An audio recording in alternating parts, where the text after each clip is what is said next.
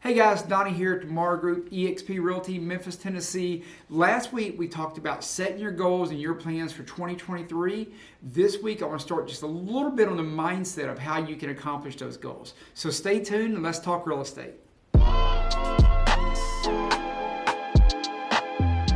Now, super excited to bring this to you this week. I had a very amazing opportunity to actually go join a mastermind in Orlando with the CEO, founder of eXp Realty, Glenn Sanford.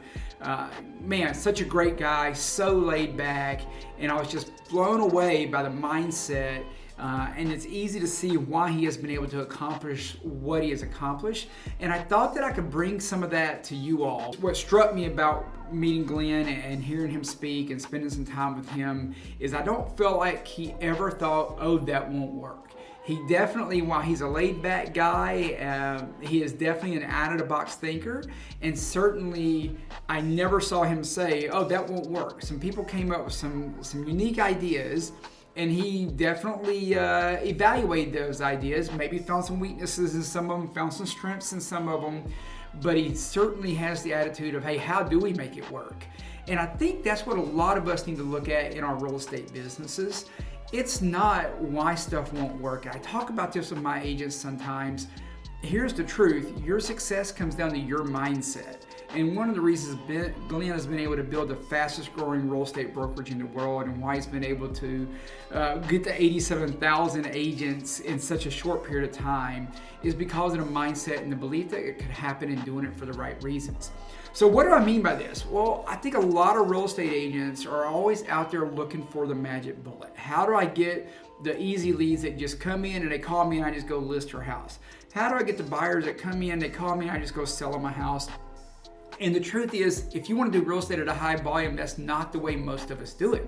Those of us who are selling a whole bunch of houses, we have a belief that it is going to work, that we're going to have to put the work in. So instead of always thinking, oh, I got a lead, it's not going to work, they're not pre-approved, or they're talking to 4 other agents, whatever the case might be, I want to challenge you as you go into next year. Whatever you do, whatever lead you get, always be thinking in terms of how do I make this work? You've got a buyer that is maybe hard to get pre-approved, or they can't get pre-approved for the amount that they want to get pre-approved for to buy the home that they want. Think of ways outside of the box. Instead of, oh, it won't work, that buyer's not pre-approved for what they want, think of ways to find them what it is that they do want. Do we have to move the area a little bit? Do we need to change the location or the layout of the house a little bit? Do we need to change the school district a little bit? What is it that you can do to solve that problem for them? And that's what I saw in Glenn. Instead of saying something wouldn't work, he was looking at ways that, hey, we may have to tweak this, but it was never, oh, that won't work. It was always, how do we make that work effectively? How do we make that work in a way that we can grow a business around it? And I thought that was really, really cool. I can give you an example. I had an agent one time take a lead, and in the notes, what that agent put in there was, oh, this guy only wants one particular house in his neighborhood. He's not buying any other house.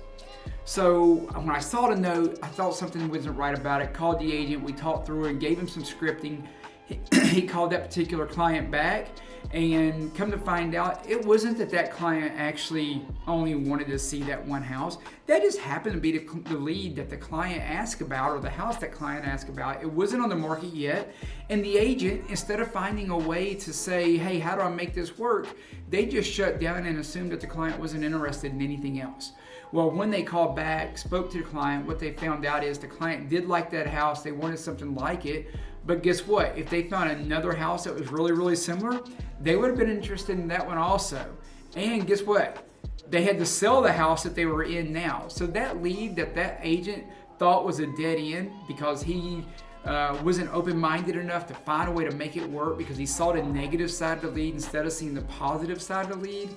That lead ended up being a really good lead with 2 transactions. I don't know that agent ever converted them. I don't remember now, but it was just a great example of, hey, let's take a look at how we can make stuff happen and find solutions for that. As you go into 2023, I want you to set big goals. I want you to be excited about what next year brings. I know the market is shifting, but I want to challenge you. Don't look at the real estate market for next year and say, oh, well, man, this real estate market is going down. It's going to be a bad year, blah, blah, blah, whatever the case might be. Instead, I want to challenge you to do what we're doing and what we're challenging our agents to do and go, hey, you know what? Seems like the market is starting to soften a little bit. How can we take advantage of that? What programs can we offer to the public so that they know we have a unique value proposition for them so that we can help them meet their real estate goals? What activities do we need to do on a daily basis that even if the market turns downward, we're still going to be highly successful?